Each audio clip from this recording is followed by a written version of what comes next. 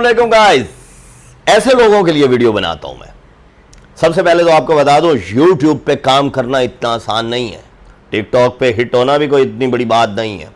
हो सकता है बंदा रेगुलर वीडियो बनाए, तो अगर एक वीडियो बनाए, दो वीडियो बनाए और उसके बाद थक जाए और कहे कि ये काम ही ऐसा है, इसमें क्या बनना है। और भाई, ये बड़े बड़े जो टिकटॉकर हैं, ये एक दो दिन में नहीं बने, ये 4-4, 5-5 सालों के बाद इनकी वीडियो ग्रो की है और इनकी वीडियो हिट हुई है। और यार, लाइन में लगे रहो। जो टिकटॉकर हैं या यूट्यूबर हैं, वो लाइन में लगे रहें, इंशाल्लाह उनका भी टाइम आएगा। अगर वक्त से आप डेली एक दो वीडियो बनाते हैं तो आपका नाम भी आ जाएगा और आप भी सुपरस्टार बन जाएंगे सोशल मीडिया पे। तो भाई, जो भी मशवरा लेना हो मेरे से ले सकते हैं, ठीक है। मेरे चैनल को सब्सक्राइब करें, बेल आइकन के बटन को दबाएं और लाइक और शेयर ज़रूर करें। अल्लाह हाफिज़।